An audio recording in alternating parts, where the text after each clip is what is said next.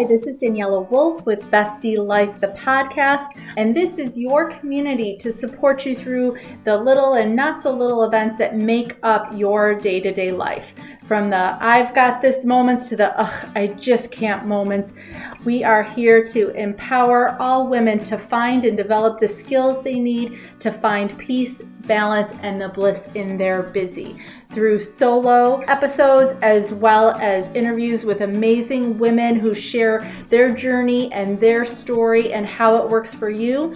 I hope you find the inspirations to make you laugh, think, as well as maybe rethink what you thought you knew, and connect as we realize that we are all living similar ups and downs and don't have to do it alone. So excited for you to hear this episode, and thanks so much for joining me today. So today we're going to talk about finding more calm in your days. That's one of the things I think so many women and working moms talk about all the time is they just want more calm. They just want more peace.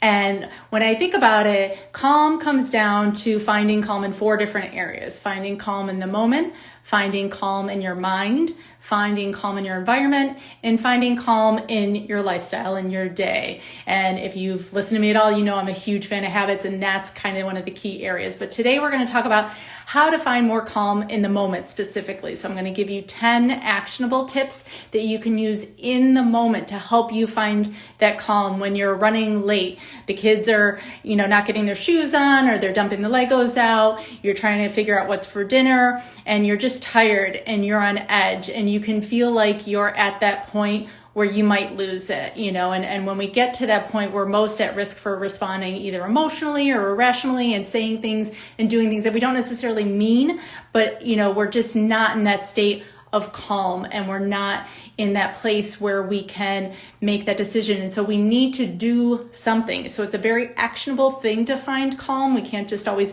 think about it. We have to physically do something. We have to upset the train, upset the path that we're on, and change that moment so that we can find that calm.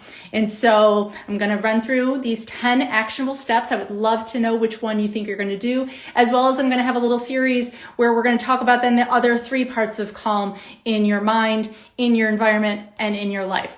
So when you feel like you're at that moment, you kind of at your wit's end, or something happens and you're like, the first thing that you can do is to just breathe. Whether you need to turn and walk away, take a moment, stop and breathe. Oxygen helps encourage clear thinking, and being able to take that pause, take that moment and reset is going to help give you the chance to more intentionally respond than reactively respond, so that you have more control of how things go. The second one is pressure points. And I know that might sound weird, but you can stand in a very stressful, chaotic situation and press right here between your thumb and forefingers. You just stand there like you're holding your hand. Nobody even really notices. But those pressure points can help, again, release some endorphins and kind of help you calm down. Almost leaning into your stress sometimes, as well as a third way, you can kind of like feel the tension, whether it's in your jaws, your shoulders, and intentionally, stretch, lift your shoulders up and bring them back down to help yourself relax. And so by easing into that tension and acknowledging it, again, you have that pause, that break to more intentionally plan, okay, now what? The next is get creative. At that moment, maybe you need to put on a tune. Listen to something different. If you have the time and space in like the bigger sense of finding calm at that moment, to go do something different. Maybe you're creative, like you like to knit, or you draw, or something like that.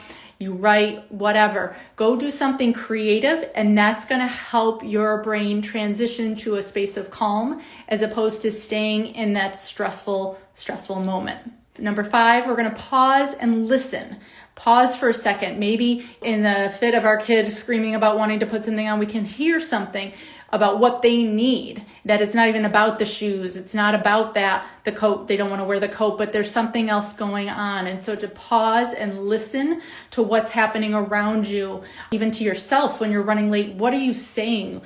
What's coming out of your mouth? What are you doing that you need to listen to and be able to respond to differently? Sometimes it's like the things that come out of my mouth are not what I intended to, especially, when I started my day or things like that. And so being able to back up and really lean into what I wanted things to go like, and listening to the people around me can help give you that space to do that. Being more mindful, whether you're focusing on your senses, taking a second and thinking of what do you hear, what do you see, what do you smell, what do you feel, what do you taste, can kind of ground you and bring you back to that moment in a way so that you can be more present and not just let the situation overwhelm and consume you. If you have time, get out into nature, even if it's in the middle of chaos with your family and you need to take a 2-second walk down to the driveway and back, around the block, whatever. Getting outside into nature as well as just moving and walking is going to help you to release that calm, to complete that stress cycle, and to help you be in a better place. Laughter. Sometimes they say, if you can't cry, you got to laugh. And laughter is a huge stress reliever. It's a great way to find calm, break the tension, give perspective, and really help reset that moment so that you can change the story, you can change the narrative and have it play out differently. And then the last one has to do with massage. And I know, I always say self-care is not a spa day and a massage. And I don't necessarily mean that kind of massage, but there's a lot of things. If you're familiar with foam rolling, I say Fred, foam roll every day. There's those pressure point balls that you can rub under your feet and do like a little foot massage. You can rub on your neck. There's, different ways to just kind of help release that stress in your muscles, throughout, even if you do it once in the morning or once at night, to find that time to physically give your muscles and that tension in your body, that release, is really going to help create that instant kind of calm. So these are all ways, like I said in the beginning, you're going to find calm in the moment. So these are going to be instant ways to find calm. Like I said, some of the other ways we're going to talk about are then going to be calm in your mind, calm in your environment, and calm in your day through habits, which I love. So I can't wait to be able to share these with you and hear your feedback. Thanks so much again for joining me today. I hope you enjoyed this episode. Please let me know any questions or comments that you have.